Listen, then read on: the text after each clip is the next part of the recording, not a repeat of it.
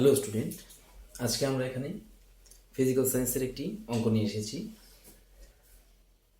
এখানে দেখো বলা হয়েছে 1 লিটার জলকে 10 ডিগ্রি সি থেকে 40 ডিগ্রি পর্যন্ত উত্তপ্ত করতে একটি 836 ওয়াট হিটারে কত সময় লাগবে।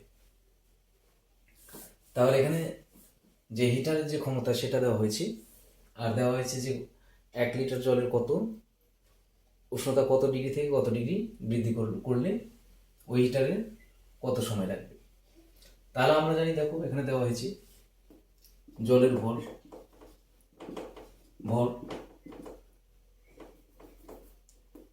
M equals to 1000 gram, 1 litre equals to কি 1000 গ্রাম। তারপরে তাপমাত্রা দেওয়া হয়েছে, তাপমাত্রা টি ইকুয়ালস টু এখানে T2 মাইনাস T1, অর্থাৎ 40 degree to minus 10 degree equals to 30 degree. তাহলে আমরা উষ্ণতা পেলাম 30 ডিগ্রি। আর হিটারের ক্ষমতা এটা আমরা পরে লিখছি। আমরা জানি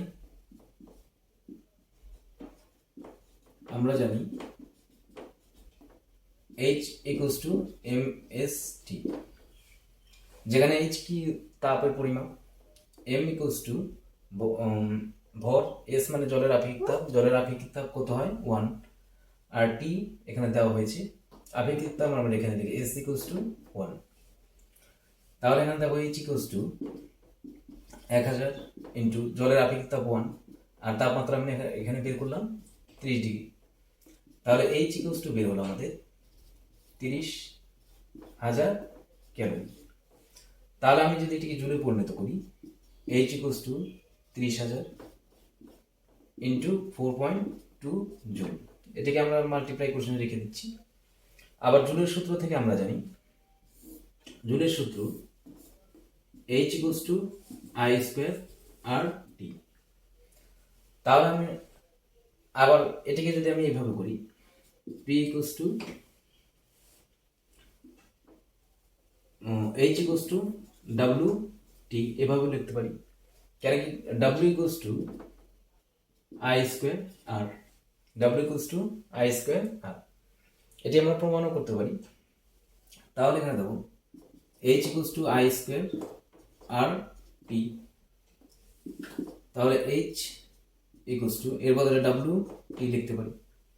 তাহলে H আমরা পেলাম এখানে 30,000 ইন্টু 4.2 ইকুয়ালস টু, এবার ক্ষমতা দেওয়া হয়েছে W দেওয়া হয়েছে ইকুয়ালস টু 836 ইন্টু টি, এইটি মানে এখানে সময়, এইটি সময়। তাহলে এখানে দেখো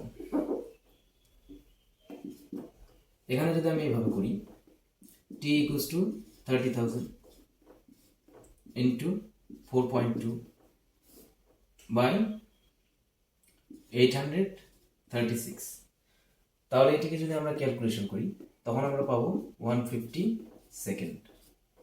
এটি ক্যালকুলেশন করবে, তাহলে ওই জলটি গরম করতে আমাদের সময় লাগবে 150 সেকেন্ড।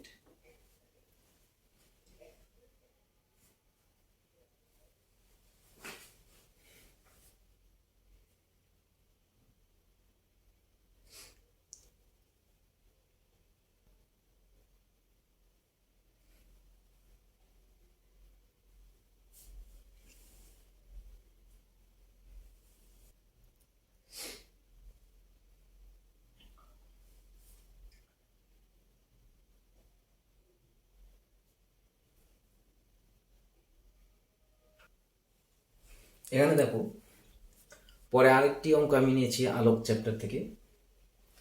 দেখো এখানে বলা হয়েছে 4 মিলিমিটার বেধে জানালার কাচ, যার প্রতিসংখ্য দেওয়া হয়েছে 1.5, ভেদ করতে সূর্যালোকের কত সময় লাগবে। তাহলে এটি আমি একটি ধরি, এটি জানালার কাচ, বেদটি নিলাম আমি, এটি কি তার বেদটি, আর এর প্রতিসংখ্য দেওয়া হয়েছে মিউ ইকুয়ালস টু 1.5।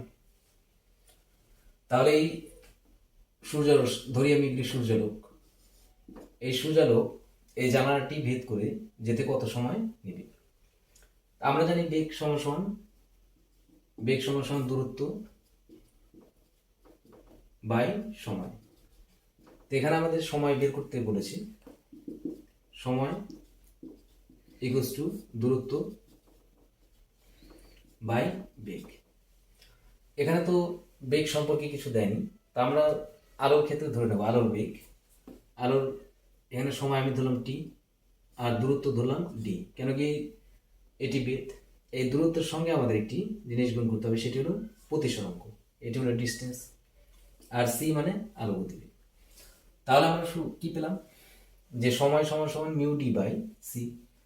তাহলে টি ইকুয়ালস টু, দেখো এখানে মিউ ডি দূরত্ব আর সি মানে বেগ। তাহলে দেখো আলোর গতিবেগ কত, C equals to 3 into 10⁸ metre per second. এখানে আরেকটি জিনিস করতে হবে আমাদের, যে জানালার যে কাছে যে বেদ দিয়েছে, বেদ তার বেদ ডি ইকুয়ালস টু 4 মিলিমিটার। তাহলে মিলিমিটারকে যদি আমি মিটারে প্রকাশ করি, তাহলে আমাদের 1000 দিয়ে ভাগ করতে হবে 1/1000। তাহলে আমাদের 0.004 মিটার, কেন কি 1000 মিলিমিটারে 1000 মিলিমিটার ইকুয়ালস টু 1 মিটার। তাহলে এখানে দেখো মিউ দেওয়া হয়েছে 1.5 ইন্টু ডি দেওয়া হয়েছে 0.004 metre, C 3 into 10⁸ metre per second. তাহলে এখানে দেখো টি ইকুয়ালস টু, এটি যদি আমি পয়েন্টগুলি তুলে দিই, তাহলে আমাদের কি হবে 10 ইন্টু 1000। তাহলে এটিকে যদি আমি মাল্টিপ্লাই করি, তাহলে এখানে আমি ফ্রেশ করে লিখে নিচ্ছি 15 ইন্টু 4 3 ইন্টু 10⁸ ইন্টু 10 ইন্টু 1000। তাহলে এটিকে যদি আমি কাটি, 3 5 যা কত 15, 15 2 যা 10। তাহলে আমার দাঁড়ালো এই 2 দিয়ে যদি আবার এটিকে কাটি 2, তাহলে 2 ইন্টু 10⁸, এখানে দেবো 8 9 10 11 মাইনাস 11 সেকেন্ড। তাহলে আমার সময় লাগবে, এই লাইটটি এই জানালার কাজ ভেদ করে যেতে সময় লাগবে 2 ইন্টু 10⁻⁻11 সেকেন্ড। এটি আমাদের উত্তর। তাহলে আমরা মনে রাখবো এই সূত্রটি, যেটি তোমাদের বইতে সচরাচর দেখতে পাবে না, তোমরা লিখে রাখবে যে T equals to mu d by c. T equals to mu d by c, যেখানে মিউ প্রতিসরাঙ্ক, যে ম্যাটেরিয়াল বলবে সেটি এখানে জেনারেলি কাজই বলবে, আর ডি হচ্ছে তার বেগ, আর সি হচ্ছে আলোর গতিবেগ।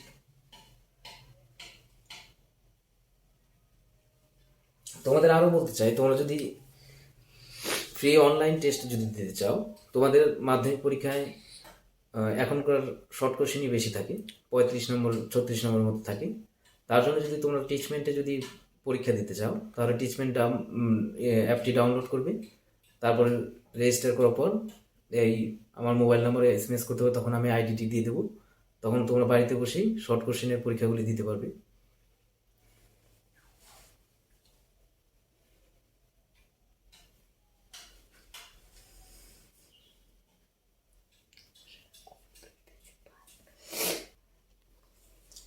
তারপরে দেখো এখানে আরেকটি অঙ্ক নিয়ে এসেছি, যে কোনো এক্স-রে এর তরঙ্গদৈর্ঘ্য 1.2 অ্যাংস্ট্রম হলে এর কম্পাঙ্ক কত।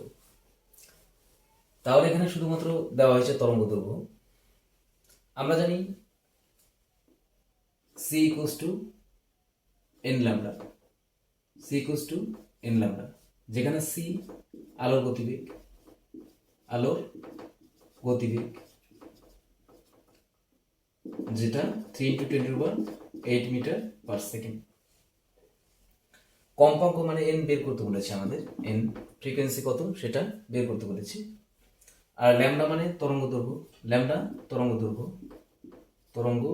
দৈর্ঘ্য যেটি 1.2 অ্যাংস্ট্রম, এ লিখে উপরে 0, এটা অ্যাংস্ট্রম।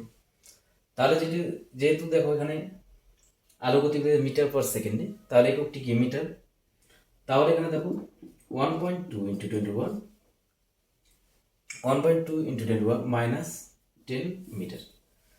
কেন কি 1 অ্যাংস্ট্রোম সমান সমান 1 angstrom equals to 10 to 1 minus 10 metre হয়। তাহলে এটি মনে রাখতে হবে আমাদের, যে যখন আর যদি সেন্টিমিটার করি তাহলে এখানে তখন 1 angstrom equals to 10 to 1 minus 8 centimetre হবে। মিটার সেন্টিমিটারে যদি বলি, কেন কি 1 মিটার সমান সমান 100 সেন্টিমিটার। তাহলে এখানে দেখো আমরা সব লিখে নিলাম এদিকে। তাহলে এখানে আমাদের বের করতে বলেছে কম্পাঙ্ক c equals to n lambda. তাহলে এখানে n lambda equals to c. তাহলে এখানে দেখো n equals to c by lambda. তাহলে এন ইকুয়ালস টু সি এর মান লিখি 3 ইন্টু সি এর মান 3 into 10 to 8 metre per second, আর ল্যামডার মান 1.2 ইন্টু 10 টু 1 মাইনাস 10। তাহলে এখানে দেখো আমি যদি এই পয়েন্ট তুলে দিই, তাহলে এখানে দেখো 3 ইন্টু 10 ইন্টু 10 টু 8, আর এখানে হলো 1 2 ইন্টু 10 টু মাইনাস 10। তাহলে এটিকে যদি কাটি আমি 3 4 যা 12। আমি এখানে একটি কাজ করছি হিসাব করার সুবিধার জন্য, এখান থেকে 100 করে দিচ্ছি এই 10, আর এখান থেকে একটি 10 নিয়ে মাল্টিপ্লাই করে দিলাম 100 ইন্টু 10 টু 7, আর এখানে 10 টু মাইনাস 10 ইন্টু 4, এর 4 দিয়ে যদি কাটি এখানে 25। তাহলে আমার দাঁড়ালো অ্যান্সারটি দাঁড়ালো 25 ইন্টু 10 টু এখানে 7, আর এটি যদি উপরে চলে যায় তাহলে 17, বা এটিকে লিখতে হবে 2.5 ইন্টু 10 টু 18 হার্জ। কম্পাঙ্কের একক কি হয়? হার্জ।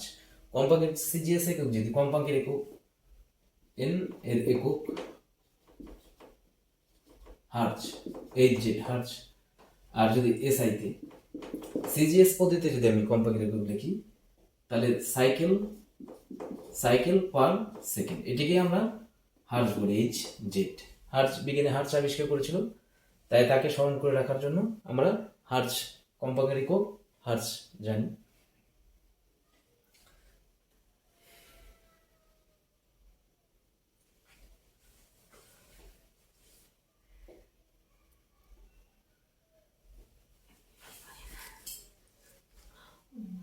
Human.